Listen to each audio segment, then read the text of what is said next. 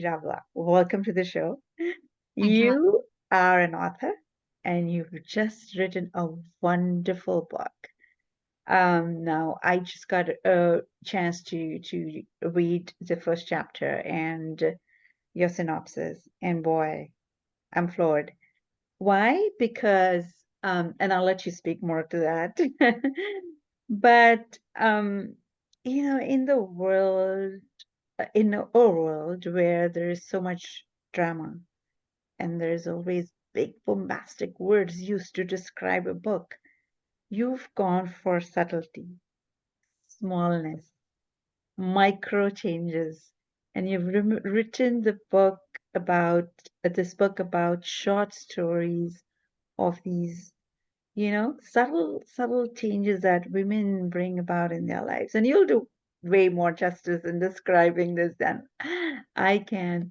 But this is the reason why we've invited you. You're a Canadian working professional, and we'd love to dive deep into your story and what brought you here to becoming an author.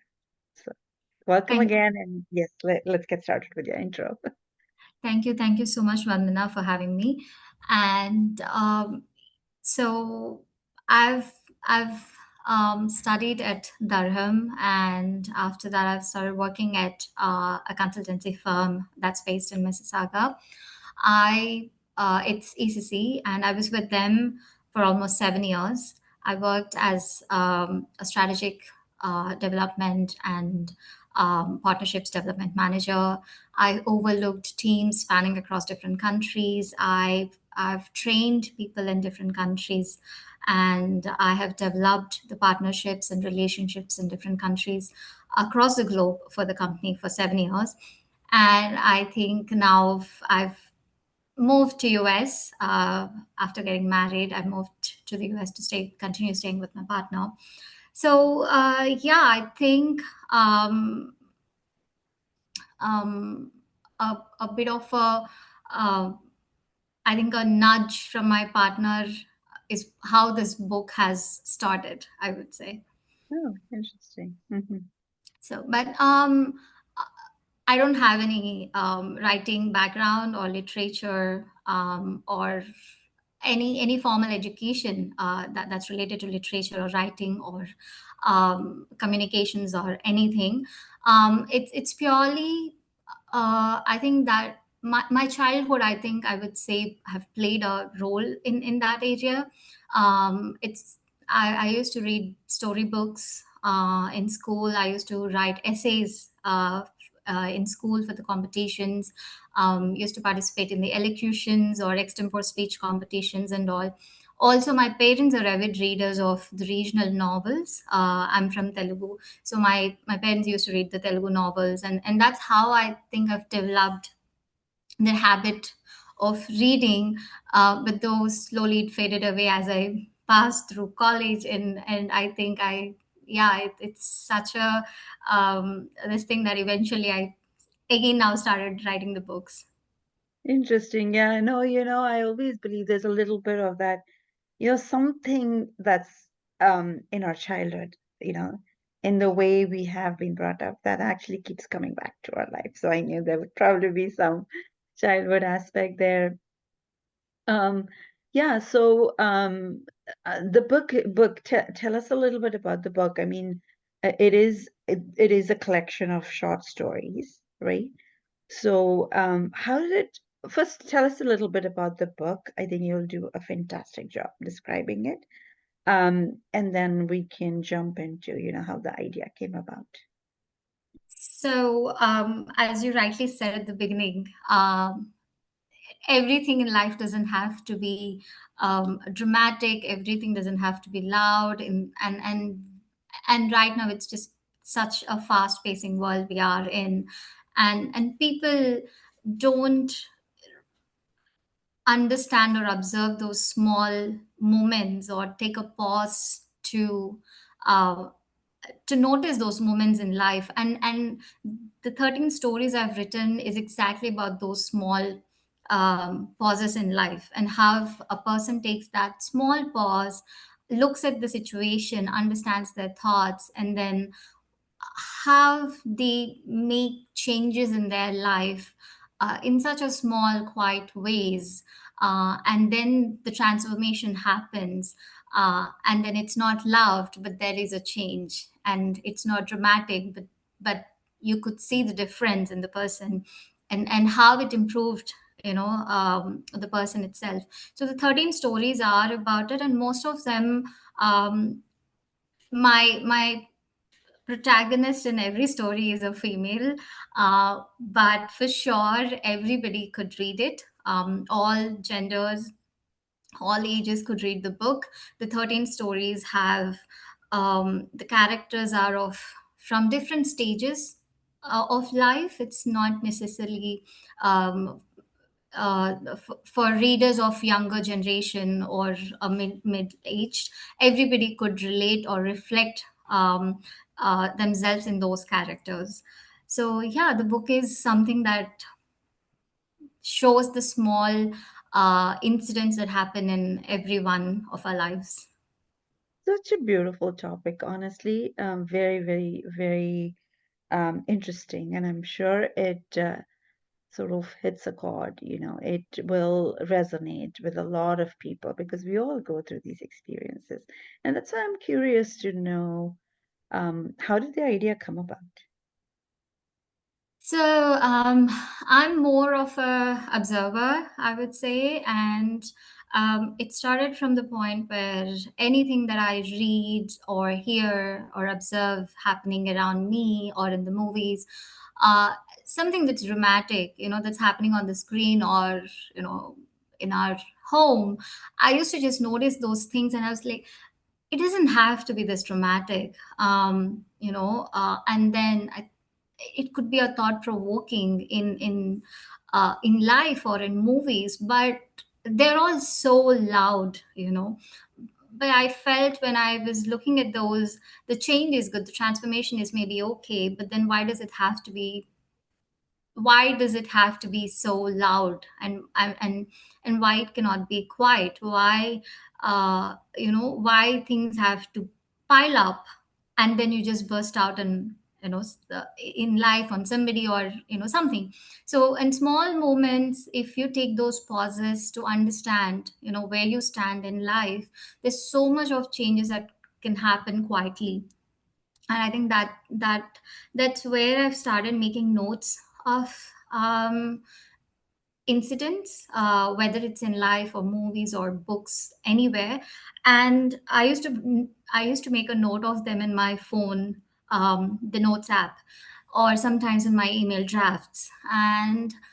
Uh, and I opened I it can one day. so relate to that. But keep going. Yeah, yeah. Sorry. Yeah, go ahead. Yeah, so it's, and I think at one point last year or the before, and there were so many that I've collected over the time, maybe for last 2 3 years or 4 years I've been writing them, and um, there's so many in the phone. And I think my husband actually saw it one day. I was opening it, and then he was just like sitting beside me looking at those, and it's like, you could make a book out of it because there's so many in it. And he just said that, in a funny way, but that kind of what started, in something that started in a funny way, but came out to be a serious one. And then I actually started writing and expanding those stories, or the Yes. notes, and connecting them. Yeah. So I didn't realize you were writing these for almost 4 years, right? 3 to 4 years, because you just loved those moments, it seemed like, right? And you wanted to capture them. Anything that was drama, you wanted to stay away from it, and you loved the beauty of it. Is that accurate? Like, is it?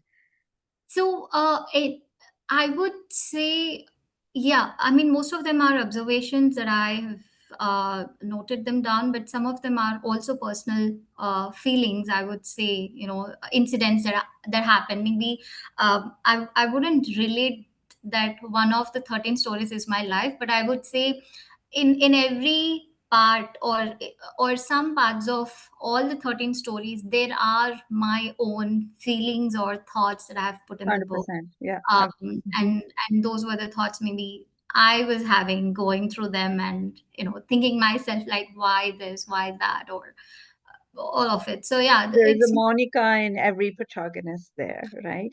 In a way, a bit of Monica. yes, yes, I And I would say guess as a writer, that's bound to happen, right?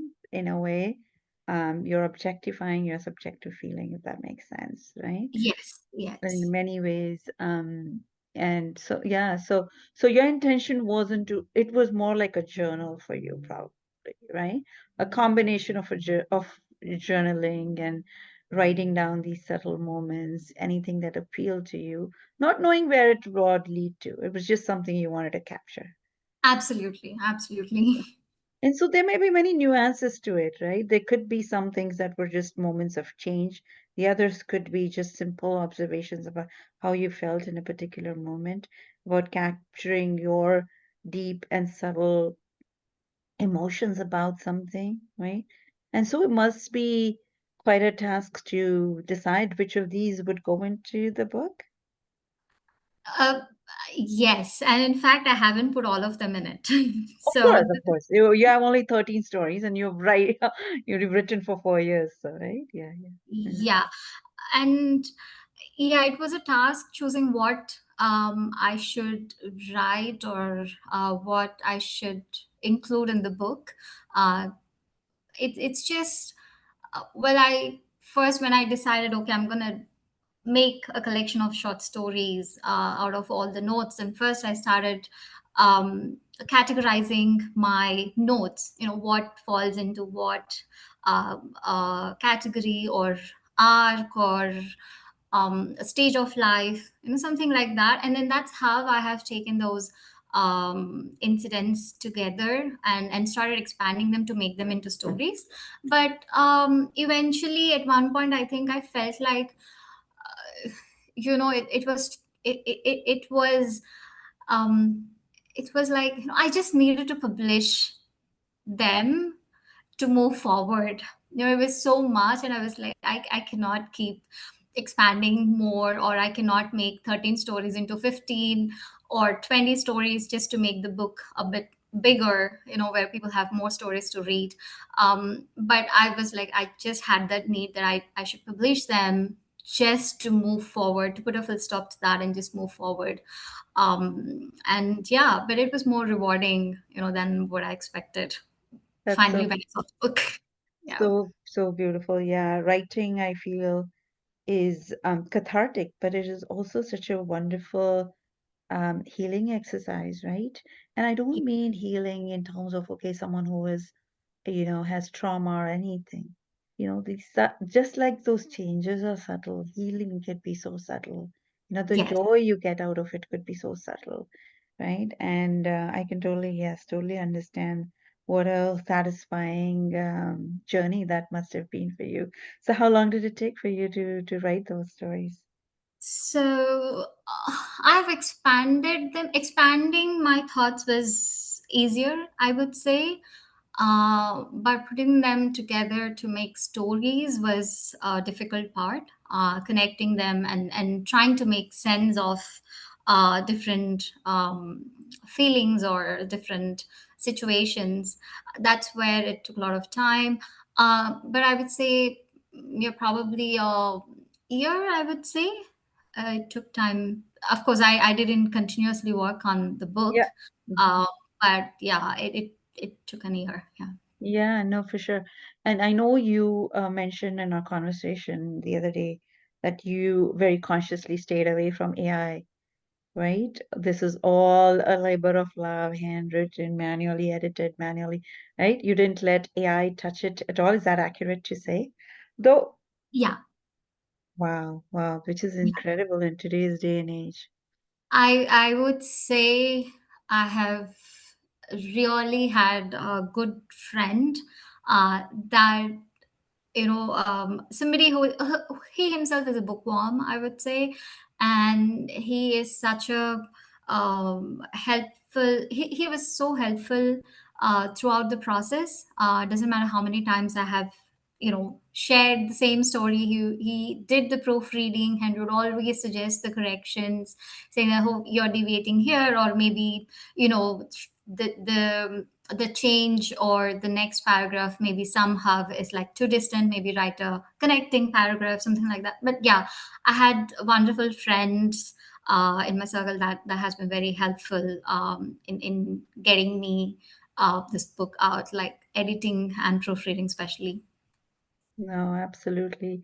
So, was it fair to say you're an accidental author? You never set out to become one. It's just that life circumstances, somehow someone said something, you picked up on it, and you said, okay, let me do it, right? Yeah, absolutely. It just began as it was just a joke, and it became serious. Yeah, I never had this thought that I would write a book, or I never even thought of. Yeah, no, I think after school I never thought of writing. It's just in the school days I used to write those, but yeah, not later. True, true. And I always say life takes you where you're meant to be. So these things just seem so random, but usually they're not.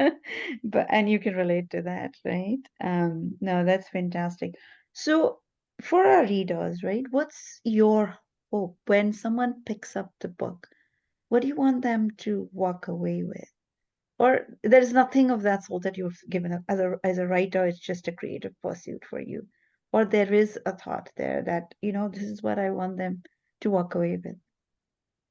So, um, honestly, when I started the book, I didn't have any a thought in my mind because I don't know where the book was going to take me. I didn't even have the idea at the beginning, like I would complete 10 stories, and the 10 stories would be like this or something. I didn't have that idea, but the moment I was at my second story, I realized the kind of the theatrical emotional arc.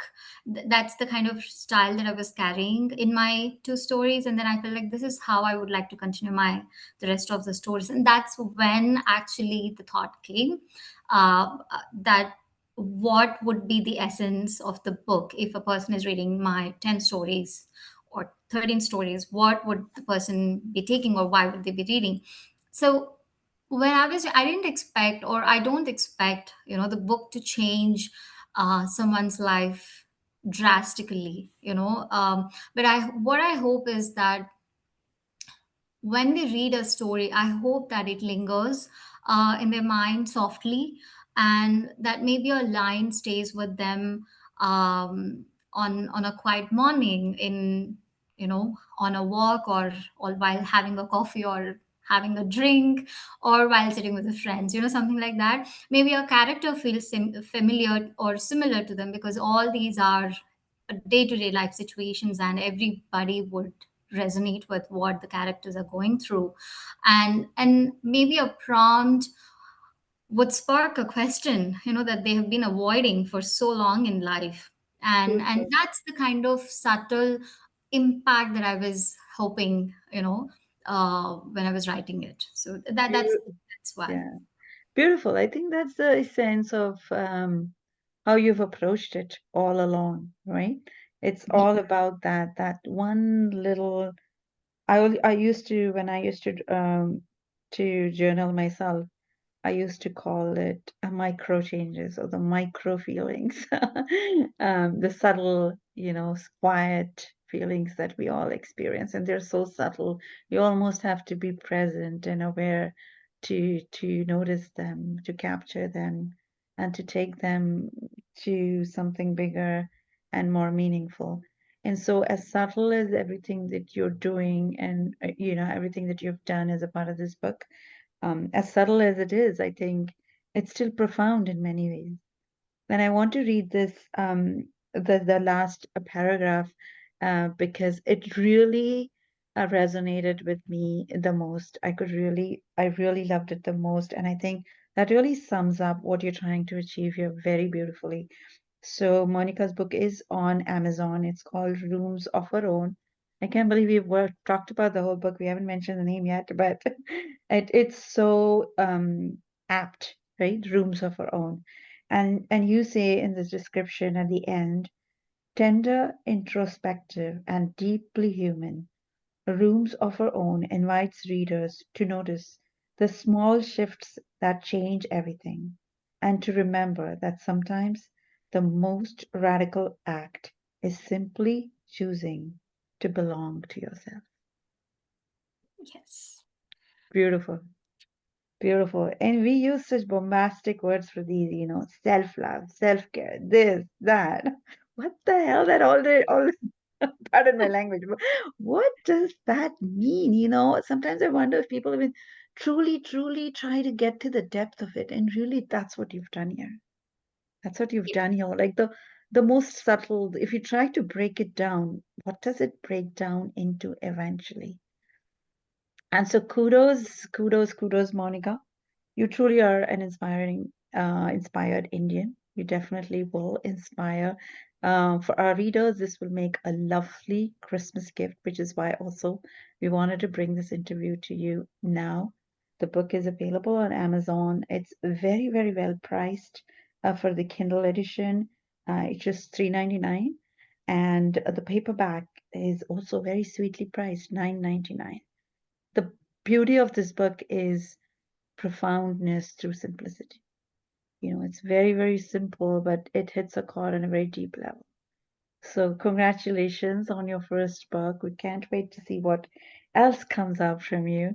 Any parting remarks, anything you would like to say to cap off this interview? I was just thinking, I do have this reflection prompts at the end of each story, which questions the readers their thoughts at that moment at the end of the story. So my fourth story in the book is The Inherited Self, Mm-hmm. and it's about uh, women Meera, and it's after her mother's death. She finds strength in an unexpected family heirloom. It Mm-hmm. wasn't the grief that surprised her, it was the way it rearranged everything she thought she knew. So, Mm-hmm. when you read the story and when you're end of it, there is a reflection prompt which says, Mm-hmm. we inherit more than objects. We carry unwritten dreams, silenced songs, and compasses pointing to roads our loved ones never walked. Whose unlived life lives in you? And what would it take to whisper, my turn? Beautiful. So, yeah, so the reflection prompt may not be as relevant because you're just listening to this prompt towards the end of the story, but when you read the story, Of uh, course. it really means a lot. In the context, yes, right. Yeah. So that's something that I really loved out of all my prompts. 100%. No, that's fantastic. We'll be sure to post a link in the description and in the article, and of course, the Instagram reels that we'll post shortly. Once again, thank you for coming, and congratulations on a wonderful piece of art. It's not easy, and I know how satisfying it is. So, congrats. Well, yeah, being yourself an author, Vandana, I'm sure you could relate. Thank you. My joy doing this and getting this book out, and yeah, thank you so much for having me and for making time, on such a short notice. And I really appreciate and thank you for your time. Bye. Talk soon. Take care.